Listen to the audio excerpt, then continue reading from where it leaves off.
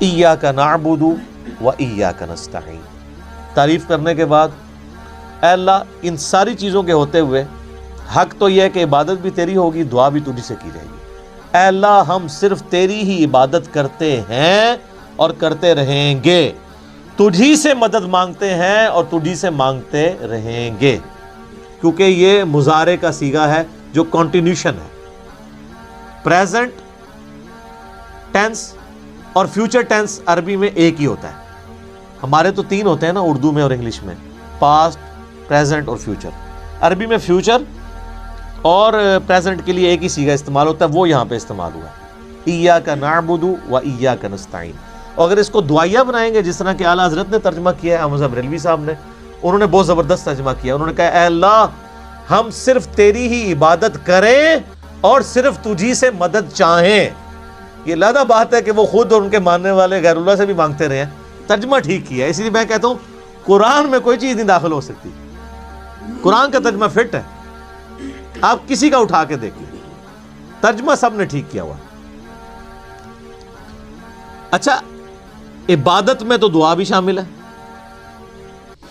جامعہ ترمذی میں حدیث ہے، سنن نسائی میں حدیث ہے، ابن ماجہ میں الدعاء هو العبادہ، دعا عبادت ہے. تو جب دعا عبادت ہے تو ایاک نعبد میں دعا شامل تھی. یہ پھر ایاک نستعین کیوں آیا؟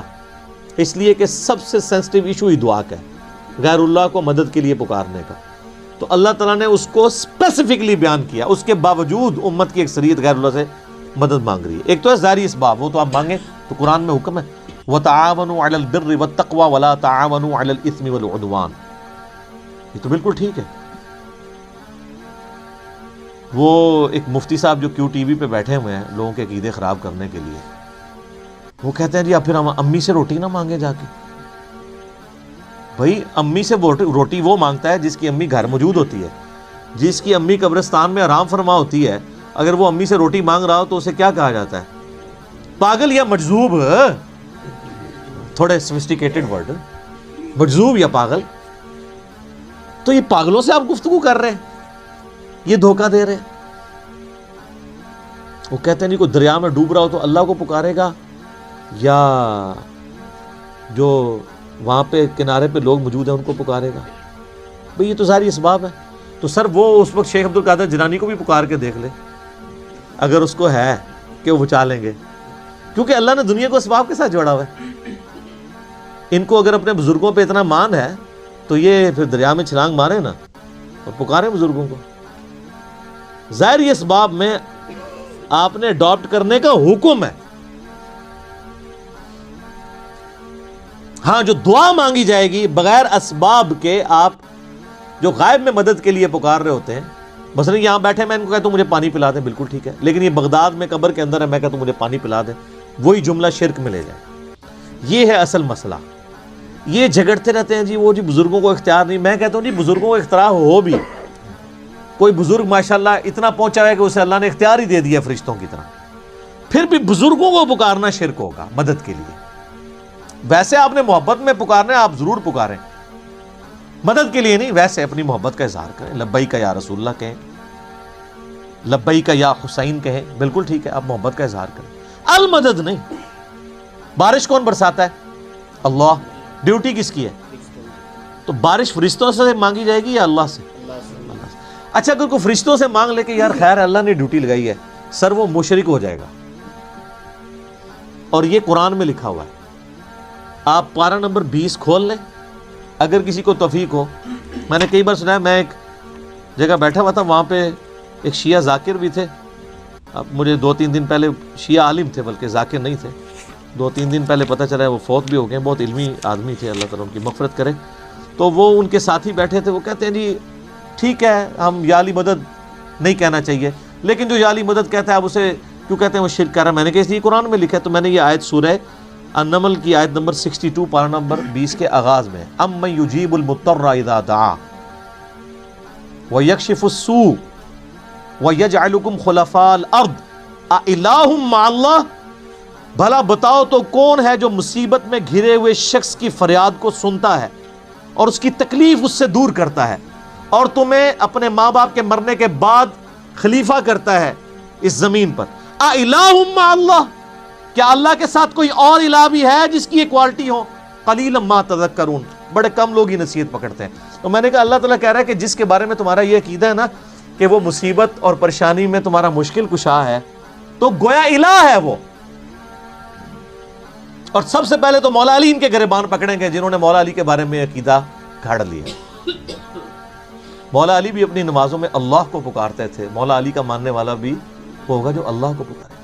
پھر بڑے بڑے دھوکے ہیں جی ان کے، وہ کہتے ہیں جی وہ جی غیر اللہ سے مدد کہتے ہیں حرام ہے۔ اور کون کہتا ہے غیر اللہ سے مدد حرام ہے؟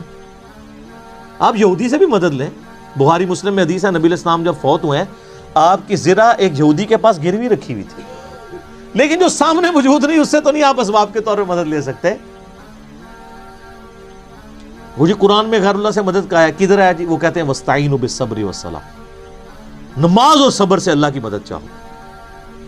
تو وہ مدد تو اللہ کی چاہ رہے ہیں، یا یہ کہہ رہے ہیں کہ المدد یا نماز میری مشکل کشا، المدد یا صبر مشکل کشا۔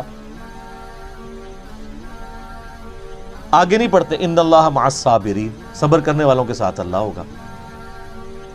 وہ کہتے ہیں جی حضرت عیسیٰ علیہ السلام نے کہا تھا من انصاری اللہ، کون ہے جو اللہ کے لیے میرا مشکل کشا بنے؟ وہ تو ظاہری اسباب میں، ہمارے نبی علیہ السلام کے بھی صحابہ آپ کے جو ساتھی تھے وہ آپ کے اسباب میں آپ کے مشکل کشا تھے، لیکن وہ والا مشکل کشا نہیں کہ جو آپ وہ سمجھ رہے ہیں۔ ورنہ اگر نبی کا مشکل کشا صحابہ اکرام تھے تو پھر تو ان کا مرتبہ اوپر ہو گیا۔ تو وہ صرف صحابہ مشکل کشا نہیں تھے، وہ یہودی جس نے نبی علیہ السلام کی زرہ گروی رکھ کے آپ کو کچھ دیا تھا وہ بھی مشکل کشا ہے۔ اور سب سے بڑا مشکل کشا سورج ہے۔ سورج اگر ختم ہو جائے تو زمین پہ نہ نباتات اپنا اگ سکتی ہیں، نہ حیوانات ان نباتات کو کھائیں گے، سب کچھ ختم ہو جائے گا۔ دنیا میں ہواؤں کا چلنا، موسموں کا بدلنا، یہ سب کچھ سورج کی وجہ سے ہے۔ تو کوئی کہتا ہے المدد یا سورج، کسی کے ذہن میں یہ وہم بھی آتا ہے کہ سورج مشکل کشا ہے، حالانکہ آپ کے بزرگ تو کچھ بھی نہیں کر سکتے جو کچھ سورج کر رہا ہے، اور سورج کو موت بھی نہیں ہے، یہ آپ کے بابے مر چکے ہیں۔ تو کہیں نا المدد یا سورج، کہیں گے نہیں جی سورج کا کیا کمال ہے، وہ تو اللہ نے اس کی ڈیوٹی لگائی ہوئی ہے، تو ہم اس کو کیوں پکارے، ہم اللہ کو کیوں نہ پکارے؟ تو بابوں کی بھی اگر ڈیوٹی لگی ہوئی ہے تو بابوں کو نہ پکارو، ویسے ڈیوٹی کو نہیں لگی ہوئی، اگر لگی بھی ہو for the sake of argument, تمہاری جعلی جو دلائل ہیں اس پہ ایگری کرتے ہوئے، پھر بھی ان کو نہیں آپ پکارو گے، شرک ہو جائے گا اور ناقابل معافی جرم ہو جائے گا۔ یہ اتنے سارے انہوں نے دھوکے دیے ہوئے ہیں، اور زیادہ تر ظاہری اسباب کے ذریعے دے رہے ہوتے ہیں۔ وہ جی صحیح بخاری میں حدیث ہے کہ ایک صحابی کی پنڈلی ٹوٹ گئی، وہ حضور کے پاس حاضر ہوا، آپ علیہ السلام نے ہاتھ پھیرا، بالکل ٹھیک ہے، لیکن آج اگر کسی کی پنڈلی ٹوٹے گی تو نبی علیہ السلام تو دنیا میں موجود نہیں ہے، اور اگر آپ کو اتنا شوق ہے تو آپ اپنی پنڈلی توڑیں، آپ کو روزہ شریف پہ لے جاتے ہیں، پتہ چل جائے گا جڑتی ہے کہ نہیں۔ نبی علیہ السلام دنیا میں موجود ہوں، ہم دعا کروانے کے لیے اپنے مسائل ان کے سامنے لے کے جائیں گے۔ تو اس میں کافی سارے دھوکے ہیں۔ میں نے 2.25 گھنٹے کا لیکچر دیا ہے دعا صرف اللہ ہی سے، مسئلہ نمبر 3، میرا ریسرچ پیپر نمبر 3 بھی ہے، دعا صرف اللہ ہی سے، جو ہزاروں لوگوں کے عقیدہ توحید کی اصلاح کا سبب بنا ہے، اسی کی ایکسٹینشن ہے مسئلہ نمبر 43، وسیلہ اور توسل کے صحیح احکام و مسائل۔ اس پہ گھنٹوں بولا جا سکتا ہے، جتنے انہوں نے لیم ایکسکیوزز ڈیوائز کیے ہوئے ہیں، جتنے دھوکے دیے ہوئے ہیں، اور پھر وہ کہتے ہیں دیکھیں جی وہ اگر وہ جو آپ پتہ ہے پچھلے کچھ کئی سال پہلے خانہ کعبہ شریف میں کرین گری، تو کہتے ہیں وہ بزرگوں کے ماننے والوں کو موقع مل گیا، ان کا یہ کہتے تھے خود کچھ حملے ہوتے ہیں مزاروں پہ نہیں روکتے، تو اللہ نے کون سی کرین روک لی، اور اللہ کا تو دعویٰ ہی کہیں نہیں ہے کہ میں روکوں گا۔ وہ ابرا کے لشکر کو ایک دفعہ ہی تباہ کیا ہے، یزید نے جب کعبے پہ چڑھائی کی ہے تو اللہ نے برباد نہیں کیا اس لشکر کو، دنیا بقدر ایفرٹ ہے۔ صحیح بخاری میں حدیث ہے قرب قیامت میں ایک پتلی ٹانگوں والا حبشی کعبے کی اینٹ سے اینٹ بجا دے گا، اللہ نے حفاظت۔ وہ ابراہیم علیہ السلام کے لیے ایک دفعہ ہی آگ ٹھنڈی ہوئی ہے، کئی صحابہ جو ہیں وہ آگ میں جلائے گئے ہیں، رومن امپائر کی جنگوں میں تیل کے کڑاؤں میں ان کو ڈالا گیا ہے، لیکن آپ کا دعویٰ ہے کہ آپ کے بزرگ سب کچھ کر سکتے ہیں۔ ہم کہتے ہیں پاکستان کی بجلی پوری کر دیں۔ اچھا یہ بزرگ جب بیمار ہوتے ہیں، یہ تو آغا خان میں اور شفا انٹرنیشنل میں جاتے ہیں، آپ بیمار ہوتے ہیں آپ کو اٹھا کے مزار پہ لے جاتے ہیں۔